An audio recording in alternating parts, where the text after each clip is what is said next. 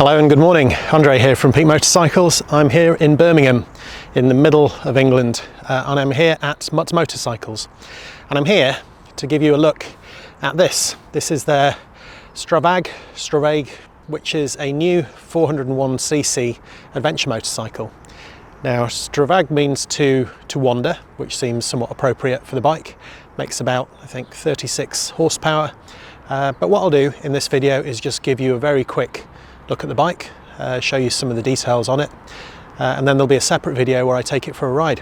Really quite excited about this. It's a segment that I think has been neglected over the years as the middleweight adventure bikes have got heavier and heavier and the big ones have got bigger and bigger. And 36 horsepower for an adventure bike.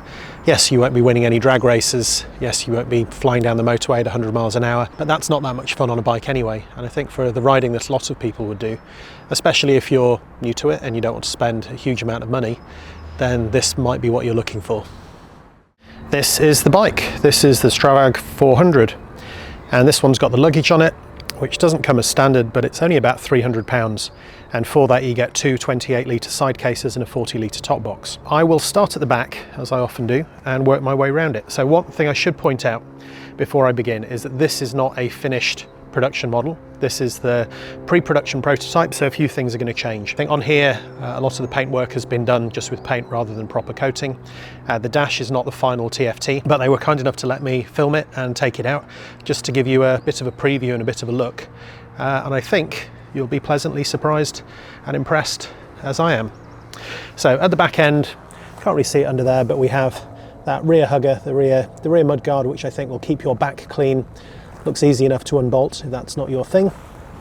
To come down, show you under there, that is a 140 cross-section 17-inch rear wheel. I can't see the branding on the brake caliper, but I'll try and find that out for you. The impressive thing with this, it is tubeless wheels.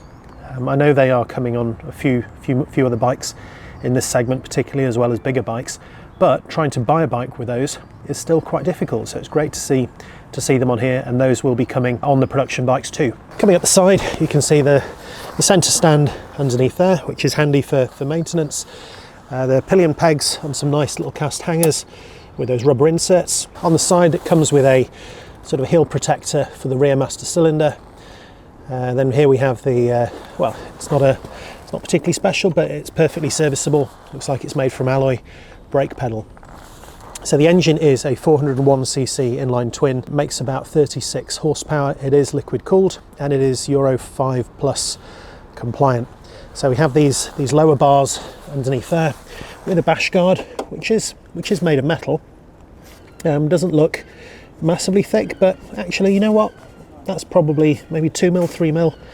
And looking at where it's bolted on, you can see in there, that certainly looks fairly sturdy. It also comes with these side crash bars, just to protect those plastic side bits if you did have a drop.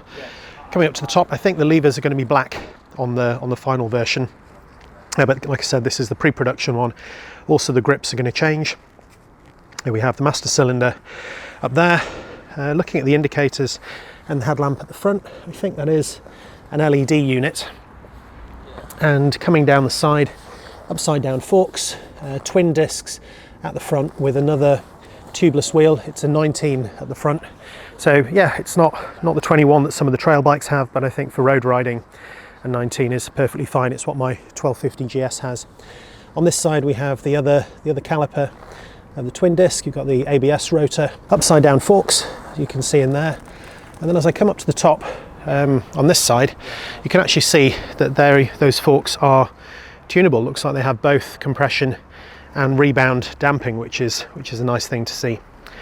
Coming down this side of the bike, again we've got this sort of almost like a subframe, but it's a rail that runs along there that the bash guard comes into, and then we have the gear shift, the rear peg, the side stand, which is a nice little cast thing, and then we have the centre stand on this side.